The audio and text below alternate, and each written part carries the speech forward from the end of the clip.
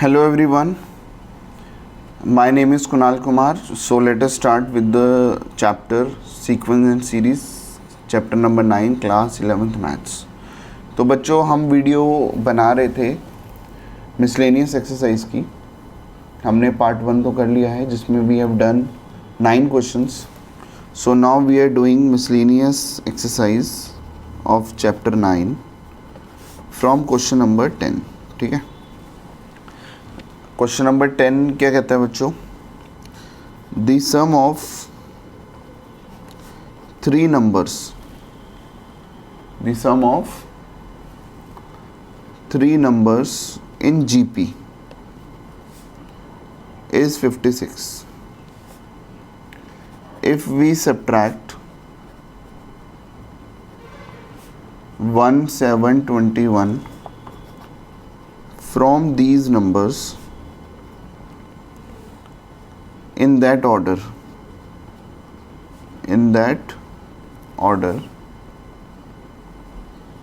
we obtain an arithmetic progression.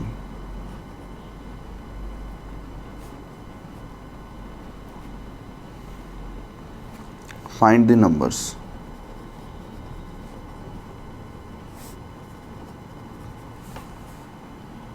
ठीक है. The sum of 3 numbers in GP is 56. देखो GP में 3 number हैं. फर्स्ट टर्म ये हो गई, सेकंड टर्म AR हो गया, थर्ड टर्म हो गया AR स्क्वायर. ठीक है. तीनों टर्म का जो सम है वो कितना दिया हुआ आपको? 56 दिया हुआ है. And we subtract 1, 7, 21 from these numbers we obtain arithmetic mean. अब ये क्या कह रहे हैं? अगर मैं सपोज इसमें से A में से 1 माइनस करता हूँ, ठीक है, जो सेकंड वाला टर्म है उसमें 7 माइनस करता हूँ, जो थर्ड वाली टर्म है AR स्क्वायर उसमें से मैं 21 माइनस करता हूँ, तो ये क्या बन जाती है? ये AP बन जाती है. ठीक है. और अभी ये क्या है? ये GP है. राइट. तो जब GP है तो कोई दिक्कत नहीं है. A ये हो गया 1 + R square is equal to 56. यहाँ से A की वैल्यू आ गई 56/1 + R स्क्वायर. ठीक है. अब A-1 और ये सब हमें दिया हुआ है, ये AP दिया हुआ है. अब AP का मतलब क्या हो गया? ये देखो, ये फर्स्ट टर्म हो गई, सेकंड टर्म हो गई, थर्ड टर्म हो गई. तो A2 - A1 मतलब D यही होता है ना, AR this minus this is equal to this minus this, ऐसे ही होता है ना. तो ये हो गया AR स्क्वायर -21 माइनस AR -7. ठीक है. अब इसको हम सॉल्व करते हैं. तो ये हो गया AR -A, आप पूरा ब्रैकेट खोल दोगे तो -6. ठीक है. अगर आप पूरा ब्रैकेट खोल दोगे माइनस प्लस माइनस हो गया, माइनस माइनस प्लस हो गया. सॉल्व करके ये हो जाएगा AR स्क्वायर -AR -14. ठीक है. इसको ये एक स्टेप मैं खा गया हूँ, बट आप पूरा एक बार सॉल्व करके देखोगे अब यही आएगा. फिर ये हो जाएगा AR square -2AR + A is equal to 8. ठीक है. जैसे AR स्क्वायर को इधर ही रहने दो, AR इधर लेके आए, 2 - 2AR हो गया, फिर -A का इधर आ गया, +A हो गया, इसको इधर लेके तो 8, ऐसे सॉल्व करके आ जाएगा. फिर हम एक काम करते हैं, इसको लिख देते हैं AR square -AR + A is equal to 8. ठीक है. अब दोनों को अगर मैं सॉल्व करता हूँ तो A कॉमन आ गया, तो ये बच गया R square -2R + 1. This is equal to 8. अब बच्चों ये चीज़ क्या हो गई? ये फॉर्मूला हो गया. ये हो गया R - 1 का होल स्क्वायर का formula, that is equal to 8. ठीक है. This one is our equation number 1, this one is our equation number 2. ठीक है बच्चों. अब A की जो वैल्यू है वो मैं इक्वेशन 1 से इक्वेशन 2 में डाल देता हूँ. ठीक है. इसको सॉल्व करने के लिए मुझे दूसरा पेज लेना पड़ेगा क्योंकि थोड़ा सा बड़ा क्वेश्चन है ये. ठीक है. अब एक बार आप नज़र मार लो कि A की वैल्यू ये है और इधर सेकेंड इक्वेशन ये है, तो मैं A की वैल्यू जो ये आई थी वो इसमें पुट कर रहा हूँ. तो क्या कर रहे हैं हम? देखो ए के बदले क्या लिख दिया, 56 upon 1 plus r square is equal into are minus 1 का whole square is equal to 8। ठीक है, देखो मैंने ये किया ना, ए के बदले वैल्यू डाल दी into are minus square into 8। ठीक है, अब इसको हम बच्चों अगर आगे सॉल्व करते हैं तो ये हो गया, फिर दोबारा से इसको खोल ही देते हैं, मतलब शायद स्क्वायर लगाने की ज़रूरत नहीं थी, 1 प्लस आर स्क्वायर। ठीक है, क्योंकि अब मुझे खोलना ही पड़ेगा, तो अगर मैं वो स्क्वायर नहीं भी खोलता तो भी चलता। चलो दोबारा खोल दो, A square plus B square minus 2ab is equal to 8, multiply कर दो, 8 plus 8r plus 8r square. ठीक है, ये हो गया 56 आर स्क्वायर प्लस 56 माइनस ये कितना हो गया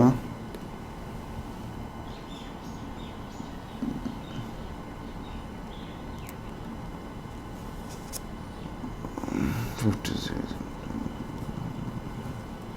सो 12r is equal to 8 plus 8r plus 8r square. अगर आप इसको सॉल्व करोगे और सिंप्लीफाई करोगे, या देखो इसमें एक गलती हमने कर दी, 8 1 8, 8 7 56 है ना, इसको यहाँ पे थोड़ा सिंप्लीफाई कर सकते थे। ठीक है, तो ये हो गया 7 into r square plus 1 minus 2r is equal to, ये हो गया 1 प्लस आर स्क्वायर, तो ये हो गया 7r square plus 7 minus 14r is equal to 1 plus r square.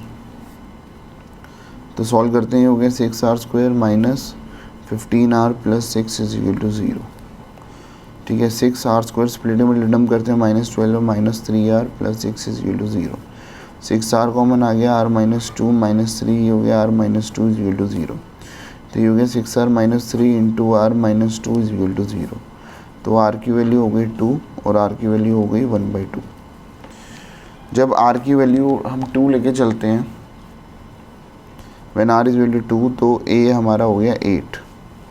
ठीक है, अगर मैं r की वैल्यू 2 डालता हूँ, कि चाहे आप फर्स्ट इक्वेशन में डाल दो या आप सेकंड में डाल दो, ठीक है, किसी में भी डाल दो, तो a की वैल्यू 8 आ रही है।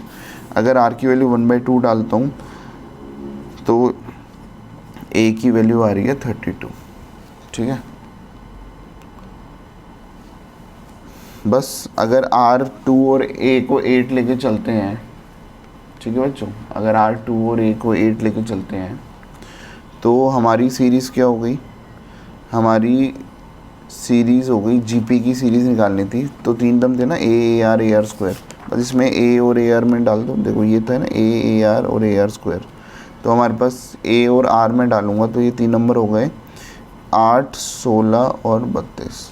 और अगर मैं a की वैल्यू 32 और r की वैल्यू 1/2 डालता हूँ तो हमारे पास जो सॉल्यूशन आ रहा है वो 3 नंबर आ रहे हैं 32, 16 और 8। ठीक है, तो ये 3 नंबर या तो ये हैं या ये हैं। ठीक है, so we have done question number 10। Now let us move to question number 11। ठीक है बच्चों, अब आते हैं क्वेश्चन नंबर 11 पे। क्वेश्चन 11 क्या कहता है, अ GP consist of, a GP consists of an even number of terms। मतलब जैसे सपोज जीपी में 10 नंबर होंगे या 12 होंगे या 18 होंगे, इवन नंबर होगा, right. If the sum of all the terms, if the sum of all the terms is 5 times the sum of terms occupying odd places, then find the common ratio। ठीक है, then find the common ratio solution। ये कह रहे हैं GP में जैसे term 1 हो गई, टर्म 2 हो गई, टर्म 3 हो गई, टर्म 4, ऐसे चलते रहेगा। कहाँ तक होंगे, इवन नंबर ऑफ टर्म है, तो इवन नंबर को हम 2n से डिनोट करते हैं। ठीक है, तो इसका मतलब नंबर ऑफ टर्म्स कितनी हो गई, 2n नंबर ऑफ टर्म्स हो गई। ठीक है, देन फ्रॉम द क्वेश्चन हमें क्या दिया हुआ है, the sum of all the terms, है ना। इसका मतलब क्या दिया हुआ है, T1 plus T2 plus T3 plus T ये अप टू T2n तक है। इसका जो सम है वो क्या है, 5 times the sum of terms occupying odd places. तो ऑड प्लेसेस में क्या हो गया, T1 हो गया, T3 हो गया, T5 हो गया, ऐसे चलता जाएगा अप टू, उससे जस्ट पहले वाला जो ऑड नंबर होगा तो वो 2n माइनस 1 हो गया, ठीक है। ये हमें क्वेश्चन में दिया हुआ है। अब हमें कॉमन रेशियो निकालनी है। तो देखो इसमें हमारे पास सम ऑफ n टर्म्स कितना हो गया,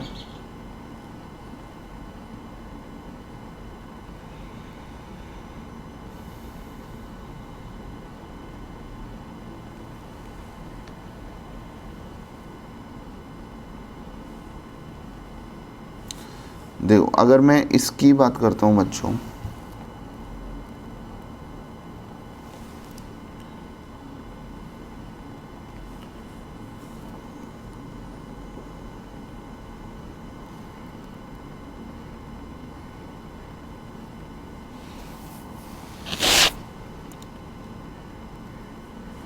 देखो मैं एक बार सीरीज ले लेता हूँ। फर्स्ट टर्म ये हो गया ए आर, ये T1 हो गया ना, T1 T2 T3 ए आर स्क्वायर ए आर क्यूब T4 चलता जाएगा। और अगर मैं सपोज ए आर ये T2n माइनस 1 की बात करूँ, और अगर मैं T2n की बात करूँ तो T2n माइनस 1 क्या हो गया, ए आर 2n माइनस 1 है ना। देखो जैसे T4 था तो TR 4 माइनस 1 3 हो गया ना, तो ये इसमें से एक माइनस करते हैं तो इसका और ये 2n का मतलब क्या हो गया, AR 2n माइनस 1। और अगर मैं इसको ढंग से लिखूं तो इसको मैं ये भी लिख सकता हूँ ना, AR 2n माइनस 2, ठीक है। जब हम इस टर्म की बात कर रहे हैं,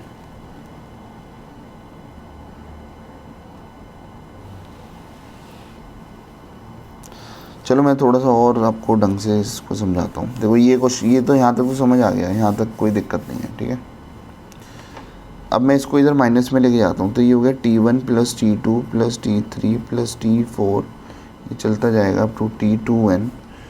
इधर ये 5T1 5T3 है ना, मैं इसको इधर लेके आता हूँ तो ये -5T1 हो गया, -5T3 हो गया, -5T5 हो गया, ऐसे चलता जाएगा, -5T2 की पावर n माइनस 1 ये टू 0 हो गया। अगर मैं इसको और इसको सॉल्व करूँ तो ये कितना हो गया, देखो ये T2 रह गया, T2 तो माइनस होगा नहीं, ठीक है। T4 रह गया और इवन नंबर वाले इधर रह गए T2n इधर रह गए।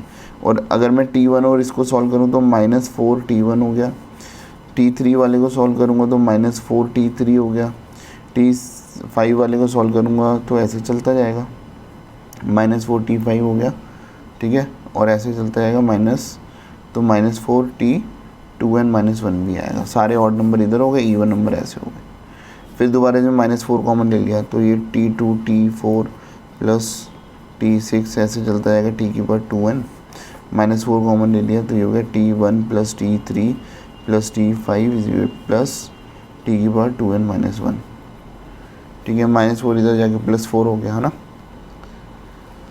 तो ये हो गया T2 plus T4 plus T6 plus T की power 2n is equal to 4T1 plus T3 plus T5, ये ऑड नंबर वाला हो गया, ठीक है, क्योंकि माइनस वाला इधर उठ के प्लस में हो गया।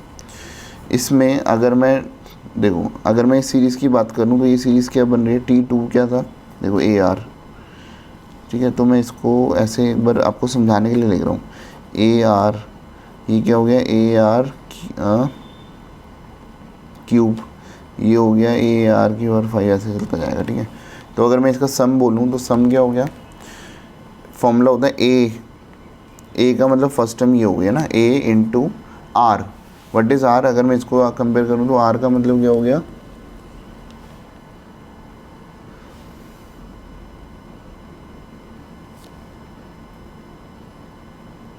इसमें आर का मतलब क्या हो गया, आर स्क्वायर है ना, और एन, पावर एन तो एन हो गया, r N minus one upon are minus one, तो आर क्या था, आर स्क्वायर है ना, आर माइनस वन। तो अब मैं यहाँ पे अगर देखूँ बच्चों, अगर T1 के बदले मैं वैसे फॉर्मूला पुट कर रहा हूँ, देखो T1 क्या हो गया a, T2 क्या, T3 क्या हो गया आर स्क्वायर, ये क्या हो गया ए आर फोर, ऐसे चलता जाएगा, ठीक है।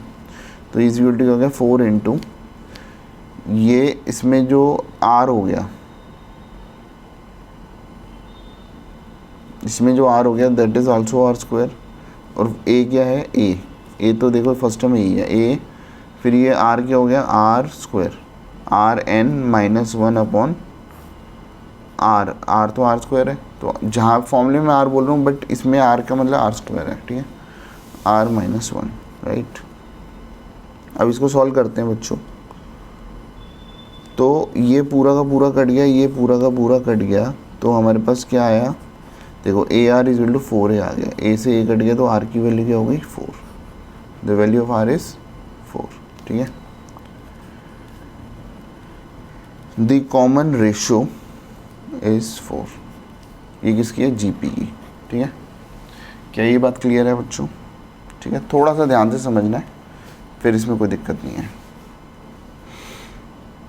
चलो, so we have done question number 11, so now let us move to question number 12, ठीक है। क्वेश्चन 12 क्या कह रहा है, the sum of first 4 terms, the sum of first 4 terms of an AP is 56, ठीक है। The sum of last 4 terms is 112 if its first term is 11, then number of terms, then find, ये कह रहा है find करो number of terms, ठीक है। The question says कि the sum of first 4 terms of the AP is 56, तो first term क्या हो गया ए, सेकेंड टर्म हो गया A plus D, third term हो गया ए प्लस 2d, फिर हो गया a plus 3d, the sum of first 4 terms is 56 and the sum of last 4 terms, देखो लास्ट वाली टर्म क्या हो गई, अगर मैं लास्ट वाली टर्म क्या हो गई, देखो लास्ट वाली टर्म ये हो गई a प्लस n माइनस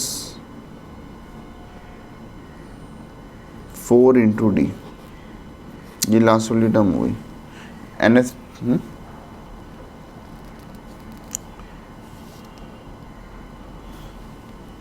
देखो लास्ट वाली टर्म, लास्ट देखो ये होगी फॉर ऐसे ऐसे चल रहा है, तो लास्ट 4 टर्म्स, ठीक है।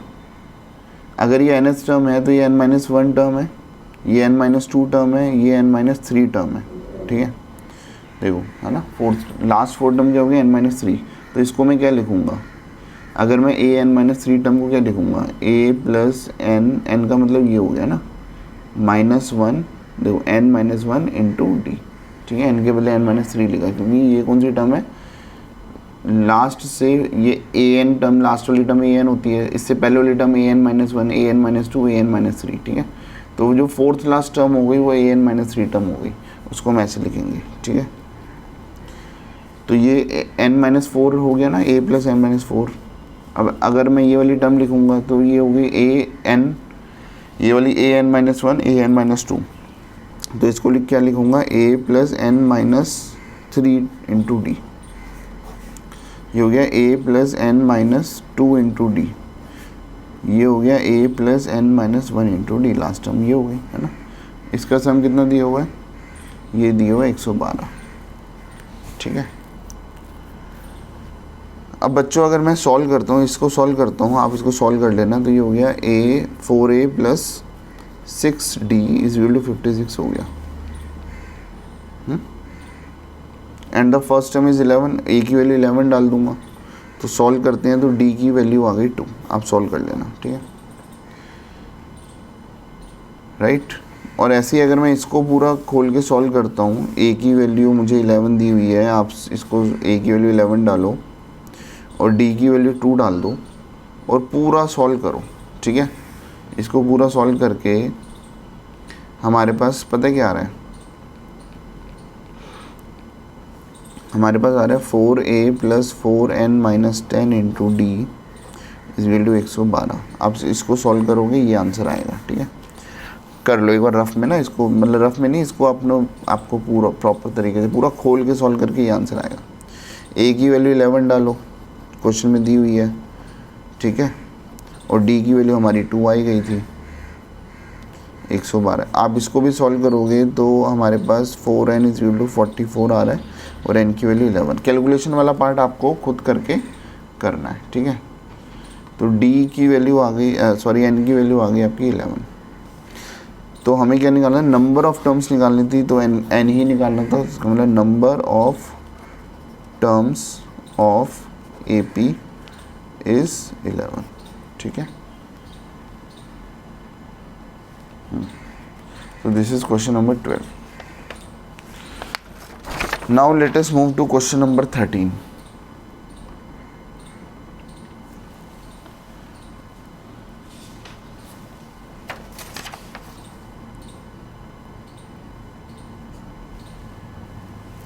क्वेश्चन 13 क्या कह रहा है बच्चों, ये कह रहा है if a plus B X upon a minus B X is equal to b plus C X upon b minus C X is equal to c plus D X c minus D X, ठीक है।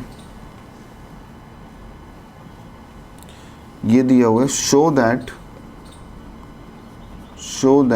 a b c d are in GP। मुझे show करना है कि ये GP है, ठीक है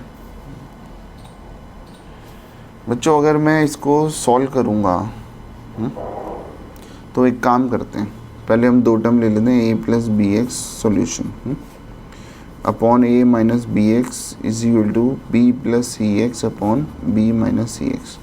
इसको क्रॉस मल्टीप्लाई करते हैं, ठीक है, क्रॉस मल्टीप्लाई करते हैं तो a plus B X into B minus C X, ये हो गया b plus C X into B minus C X, ठीक है, sorry b plus C X into A minus B X. इसको इससे मल्टीप्लाई करना है, ठीक है।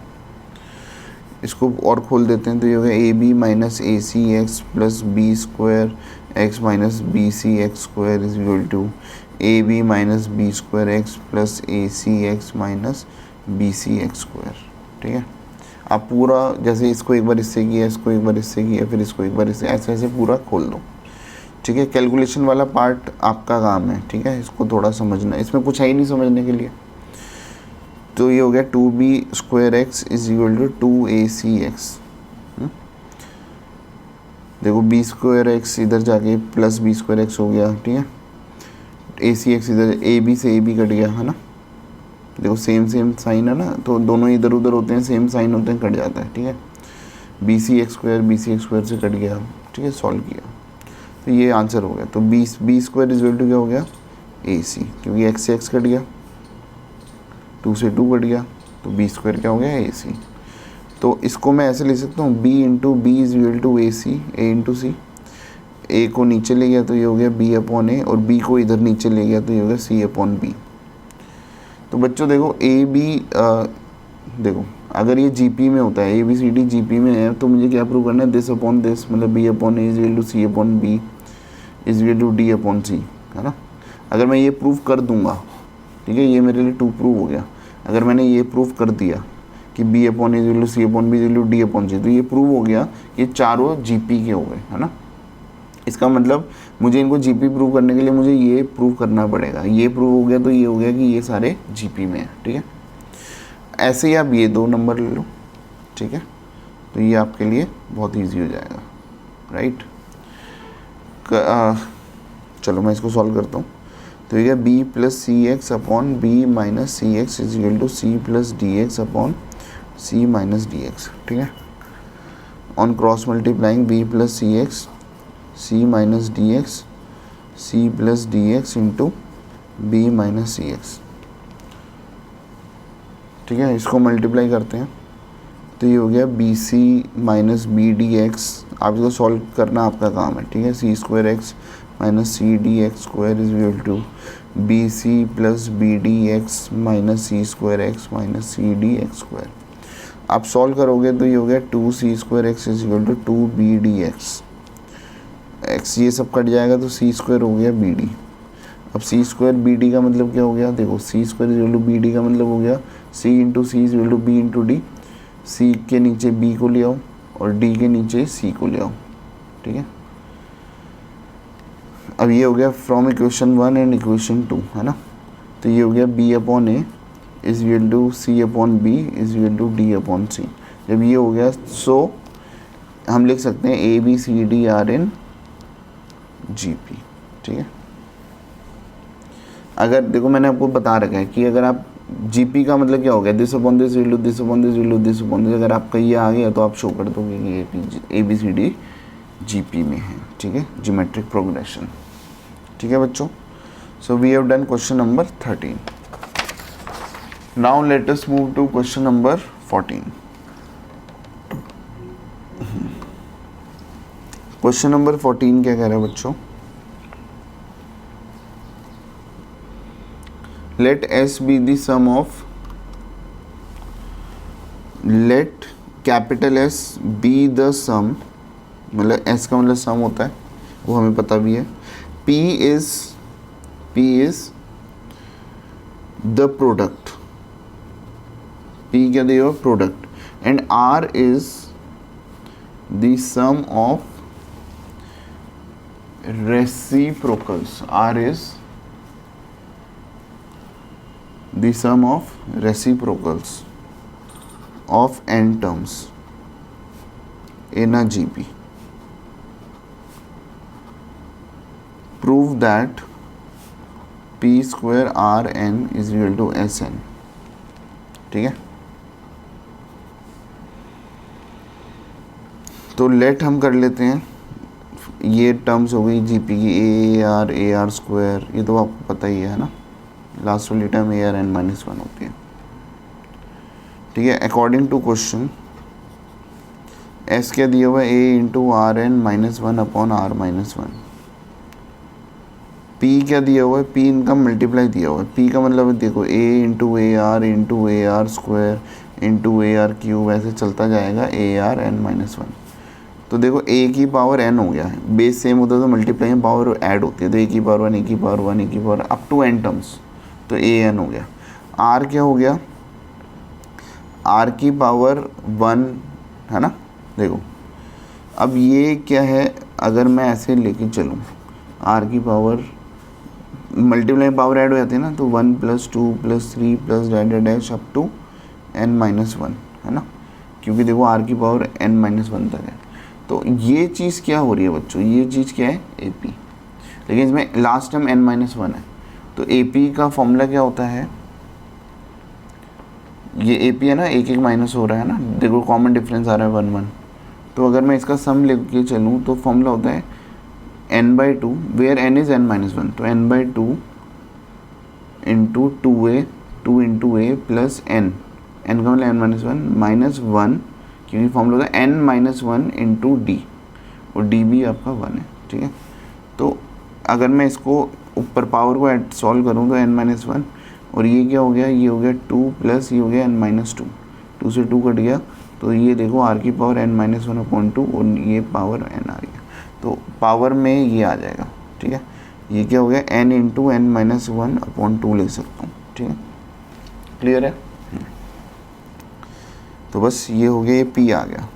अब ये p कैसा है मैंने आपको समझाया है, राइट। अब r का मतलब क्या है, देखो 1/a रेसिप्रोकल कर दो, a का मतलब 1/a, ar का मतलब 1/ar plus 1/ar square plus चलता रहेगा 1/ar n माइनस 1। देखो बच्चों इसमें ये भी जीपी है, देखो दिस अपॉन दिस करके देखें। अगर मैं दिस अपॉन दिस कर रहा हूँ तो ये ऊपर जाके रेसिप्रोकल होता है A/1, तो कॉमन रेशियो 1/r आ रही है। और फर्स्ट टर्म क्या है 1/a, तो ये और ये सम है, तो सम का फॉर्मूला क्या हो गया A R, R का मतलब 1/r है ना, n पावर n, इसकी होल पावर n क्या हो गया, इसकी होल पावर n क्या हो गया बच्चों, n लिख दूँ है ना, Rn -1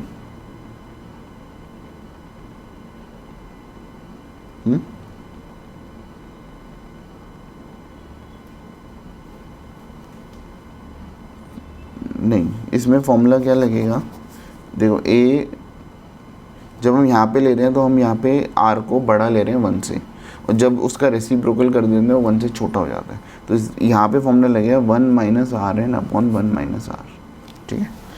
तो यहाँ पे जो सम का फॉर्मूला है वो क्या है, A का मतलब ये हो गया 1/a, A × R, तो R क्या हो गया, R मेरे लिए, लेकिन 1 - R, R का मतलब ये की पावर n/1 - R, R का मतलब ये, ठीक है, समझ आ गई। देखो फॉर्मूला मैंने ये लगाया है जिसमें A का मतलब 1/a था तो ये पुट किया, R का मतलब 1/r था ये पुट किया। सर इसमें क्योंकि हमने R को यहाँ पे पहले लिया है, इसका मतलब देखो अगर 2 1 से बड़ा है फॉर एग्जांपल, तो अगर मैं इसका रेसिप्रोकल करूँगा तो 1 से छोटा ही होगा, तो आपको पता है जब भी 1 से छोटा होता है R तो हम ये फॉर्मूला यूज़ करेंगे, ठीक है। अब इसको सॉल्व करते हैं।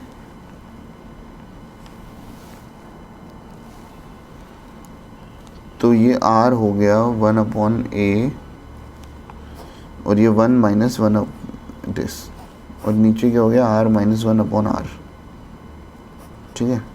सॉल्व करते हैं, ये हो गया 1/a, ये हो गया Rn - 1/Rn, और ये ऊपर जाके R/r - 1, ठीक है। ये आपका R हो गया, ठीक है। क्योंकि मुझे P भी चाहिए था, R भी चाहिए था, S भी चाहिए था। अब हम इसको सॉल्व करते हैं, P² Rn को सॉल्व करते हैं कि ये S की पावर n आना चाहिए, ठीक है। चलो अब इसके लिए मुझे दूसरा पेज लेना पड़ेगा, इसी को आगे कंटिन्यू करते हैं बच्चों। ये आपने लिख लिया होगा, ठीक है। अब देखो ये S है, ये P है, ये R है, ठीक है, ये R है। तो मुझे चाहिए क्या, मुझे LHS सॉल्व करना है। LHS क्या है, P² Rn, ठीक है। P का मतलब क्या है बच्चों, देखो A की पावर n इंटू R की पावर n इंटू n - 1/2, इसका स्क्वायर, और R का मतलब क्या था 1/a into Rn - 1/Rn into R/r - 1, ठीक है। इसकी पावर क्या है n, राइट। P² Rn, इसको सॉल्व करना है। Now I have to solve it, ठीक है।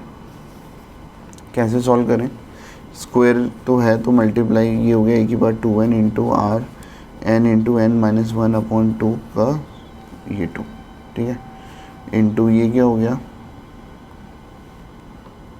ये हो गया 1/a की पावर n, n लगाते रहो साथ में, ये हो गया Rn -1 नीचे है की पावर n, ये हो गया R की पावर n, और ये हो गया R की पावर n,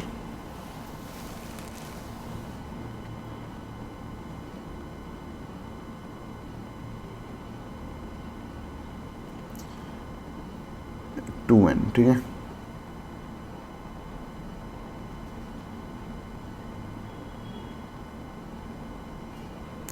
इंटू R - 1 की पावर n, 2 से 2 कट गया,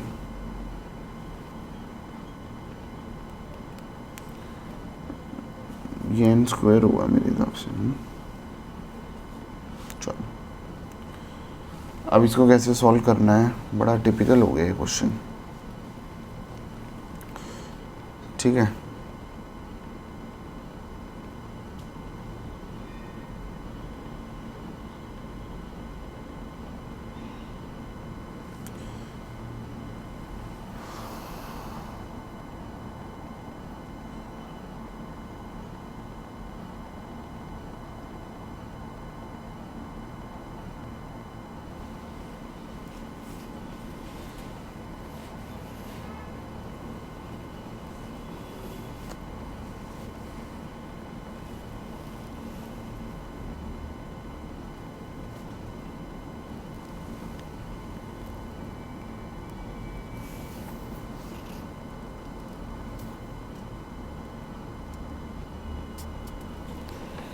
थोड़ा सा हम फंस गए इस क्वेश्चन में, शायद हमने कुछ गलती कर दी हो।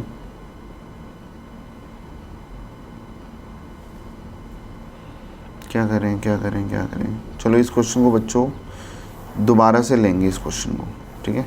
आई will pick up this question again, question number 14, ठीक है। इसको कुछ हौच पौच हो गया है, ठीक है। तो we will do it this question again, question number 14, ठीक है। अभी हम चलते हैं अपने क्वेश्चन नंबर 15 पे, ठीक है। या एक काम करते हैं, इसको यहीं पे, वीडियो को यहीं पे एंड करते हैं, ठीक है। फिर बहुत बड़ी वीडियो हो जाएगी आप सबके लिए। क्वेश्चन नंबर 14 पे एंड करते हैं और 14 को मैं दोबारा कराऊंगा, ठीक है। तो मिलते हैं नेक्स्ट वीडियो में। Thank you, bye.